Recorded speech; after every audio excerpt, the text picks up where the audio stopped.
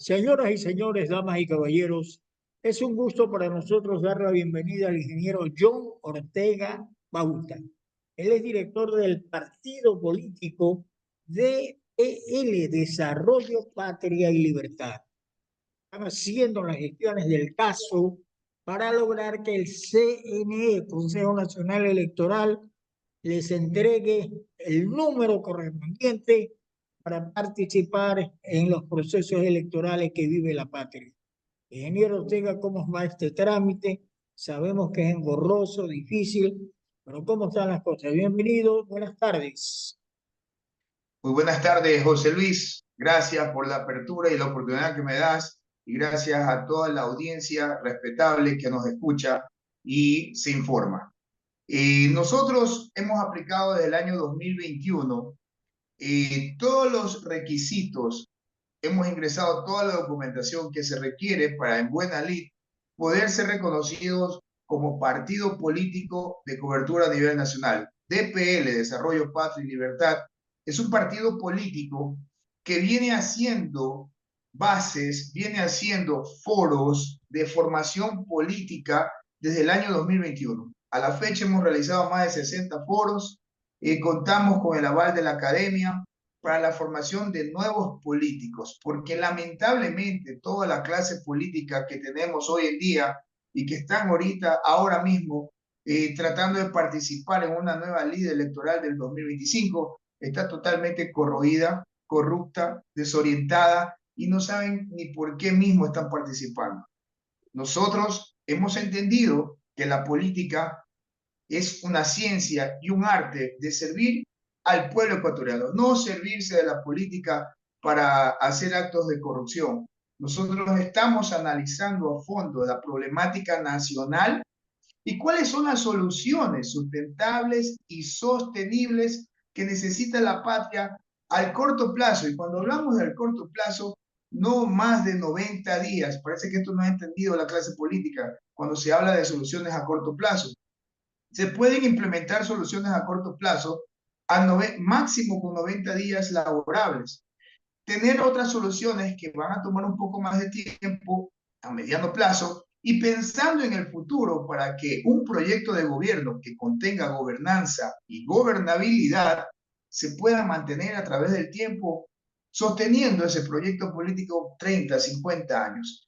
Esto lamentablemente no lo tienen claro ninguno de los políticos actuales porque solamente se dedican al show político. Acá trabajamos con la ciencia, con la tecnología, con el desarrollo, con el conocimiento administrativo, estadístico, académico, que marca la diferencia.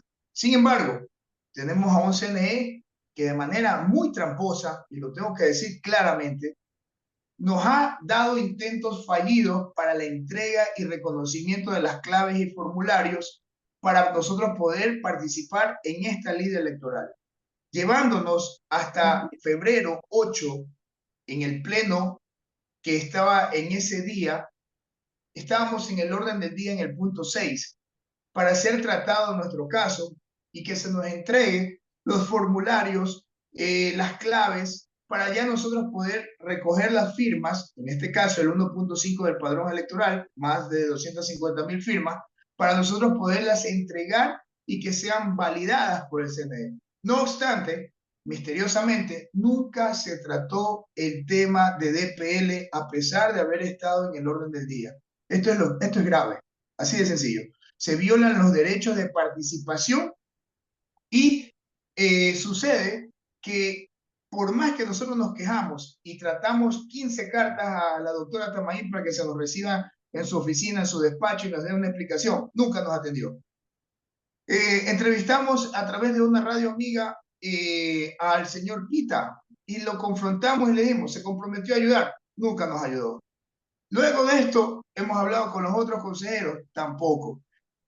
Llegando al término de hablar con el secretario general, que se comprometió en esa semana que nosotros fuimos a reclamar e impugnar que nunca se trató el tema de EPL en ese pleno del 8 de febrero, él se comprometió a renglón seguido entregarnos las claves en el siguiente pleno. Nunca pasó eso.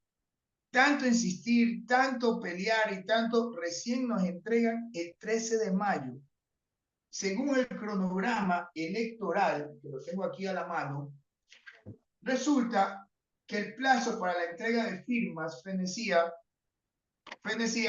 el 14 de mayo. O sea, no nos dejaron ni 24 horas disponibles para poder entregar más de 250,000 firmas para que sean validadas.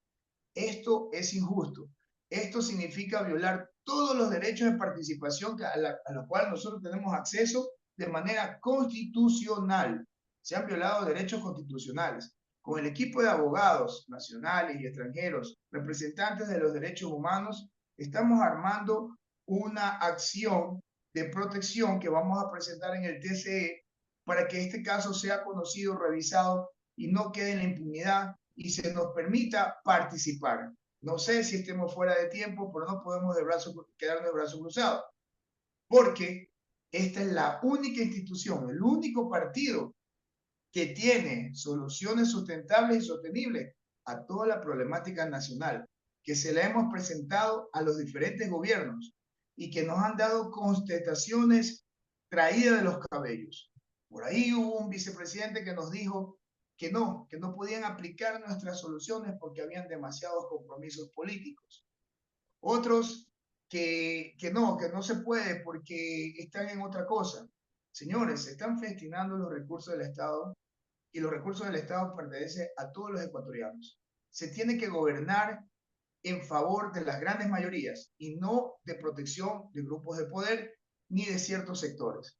Esto parece que no han entendido las autoridades y nosotros tenemos muy claro esto y vamos a pelear hasta las últimas consecuencias para que se nos conteste a todos los planteamientos que hemos hecho de solución que son de interés nacional y que lo dice la misma Constitución, que el gobierno y las autoridades de turno están obligadas por lo menos a dar una contestación técnica de por qué no aplicar soluciones que se les presentan en beneficio de las grandes mayorías.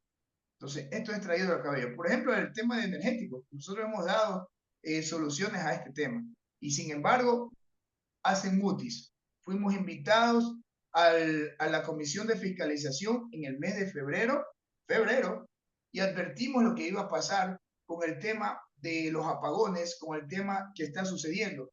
Y también fuimos muy claros en decir cuáles eran las soluciones que dependen exclusivamente del gobierno, decisión gubernamental, ni siquiera tanto de la Asamblea.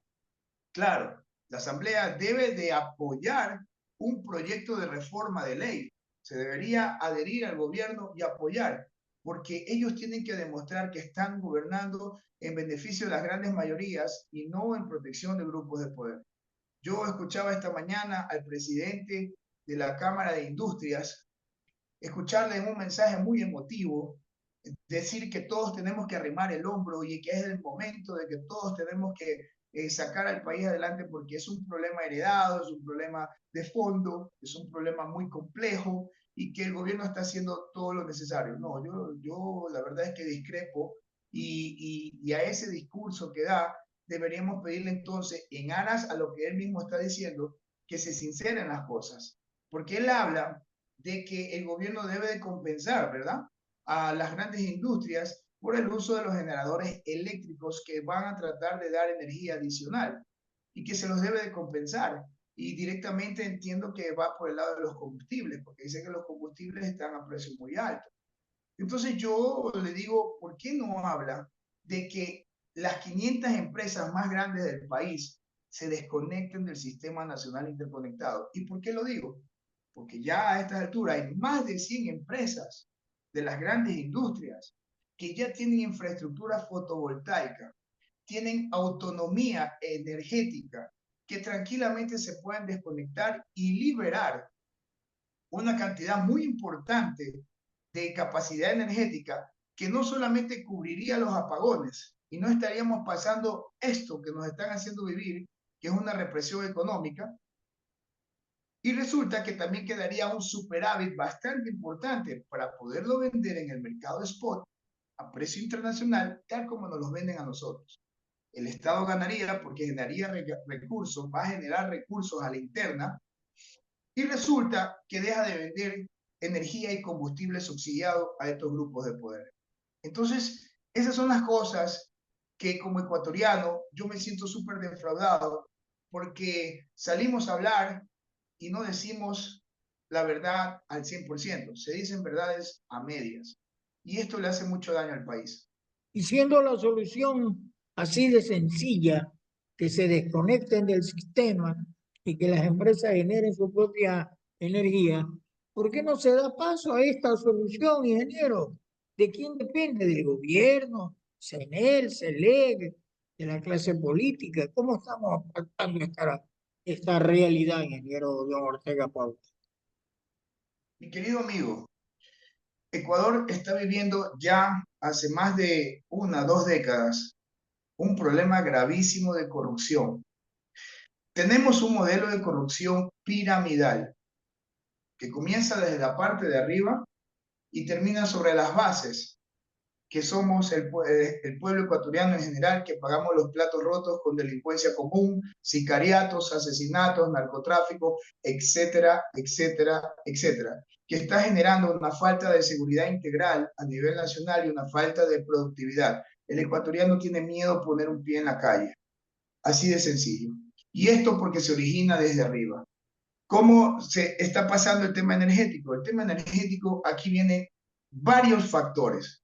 Es un tema tan complicado porque, ¿sabías tú que del 100% de la economía nacional, toda la economía nacional, el 90% la genera las pymes? Las pymes generan incluso más empleo que las mismas grandes industrias. Entonces, cuando estamos hablando de empleos formales, entonces, ¿qué sucede? Que las pymes, hablamos de negocios, empresas, emprendimientos que no superan los 50 empleados, ¿no? Entonces, el negocio familiar, 5 personas máximo. Una pequeña empresa de 10 personas, 15 personas, un taxista, un señor que vende sándwiches, hamburguesas, etc. Este tipo de negocios resulta que es la base de la economía del Ecuador. El Ecuador en un 90% es pyme. No se ha entendido esto. Y un 10% nada más es la gran industria. Entonces, esta inequidad, primero que hay que equilibrarla. Segundo, que no se puede seguir protegiendo a este 10% de la economía en desmedro del 90% de la economía. ¿Y a qué me refiero? A que el gobierno, al tener problemas en hidroeléctricas por falta de mantenimiento, porque necesita recursos, para todo lo que se quiere hacer en el área eléctrica, se necesita recursos. Entonces, tienes el mantenimiento de las hidroeléctricas, tienes el problema de la sequía, que está generando un estiaje, tienes el problema de sobreprecios, tienes el problema de mafias enquistadas, tienes el problema de malas decisiones, tienes el problema que las autoridades, yo estoy seguro que no conocen la problemática energética y dependen de asesores para la toma de decisiones.